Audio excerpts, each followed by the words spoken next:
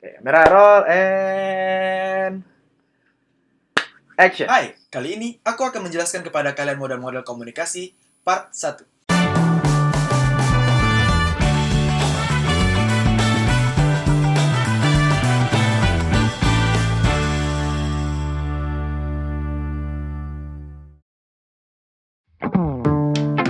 Sebelumnya, kita harus tahu dulu apa itu model-model komunikasi.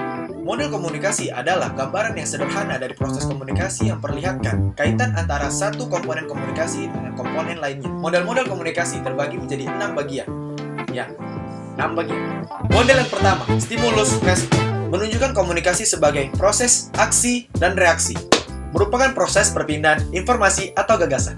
Manusia dianggap berperilaku karena kekuatan dari luar, dalam kurung, stimulus, bukan berdasarkan kehendak, keinginan, atau kemauan bebasnya. Model Aristoteles. Di dalam model Aristoteles terdapat 4 ciri-cirinya. Yang pertama, model Aristoteles merupakan model yang paling klasik dalam ilmu komunikasi.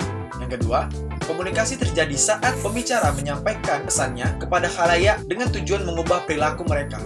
Terdapat 3 unsur utama dalam model Aristoteles. Yang pertama, speaker atau pembicara. Yang kedua, ada pesan atau message. Dan yang terakhir, pendengar atau listener. Model Aristoteles mempunyai kelemahan, yaitu komunikasi dianggap statis dan tidak memperhitungkan komunikasi non-verbal dalam mempengaruhi orang lain. Model yang ketiga, yaitu model Lasswell. Terdapat 3 fungsi komunikasi model Lasswell. Pengawasan lingkungan, korelasi berbagai bagian terpisah dalam masyarakat yang merespon lingkungan, dan transmisi sosial dari satu generasi ke generasi lainnya. Kelemahan komunikasi model Lasswell ini selalu menganggap bahwa komunikator dan pesan selalu mempunyai tujuan. Padahal tidak, sering digunakan pada komunikasi massa, menjelaskan tentang proses, komunikasi, dan fungsinya terhadap masyarakat.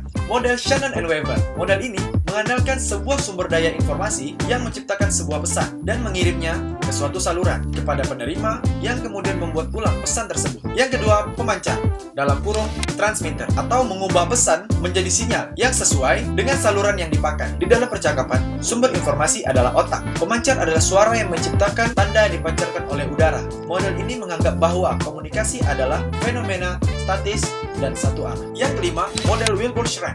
Dalam model komunikasi ini, source atau sumber pesan atau komunikator melakukan proses pengiriman data terlebih dahulu, menerjemahkan melalui kata-kata, kemudian pesan tersebut dikirimkan dengan menggunakan sinyal sebagai media. Yang kedua, komunikan atau destination menerima pesan atau informasi yang disampaikan lewat sinyal sebagai media setelah melalui proses penerjemahan pesan dalam kurung decoder. Dalam model Wilbur-Schramm, orang akan memaknai pesan yang dikirimkan sesuai dengan pengalaman yang dimilikinya atau fields of experience. Adapun pengalaman tersebut meliputi latar belakang budaya, pendidikan, ilmu pengetahuan, keluarga, dan sebagainya. Semakin banyak kesamaan pengalaman yang dimiliki, maka proses komunikasinya akan semakin menarik. Model yang terakhir yaitu model Newcomb. Model Newcomb biasanya disebut sebagai model ABX, menggambarkan bahwa seseorang A mengirim informasi kepada orang lain B tentang sesuatu X.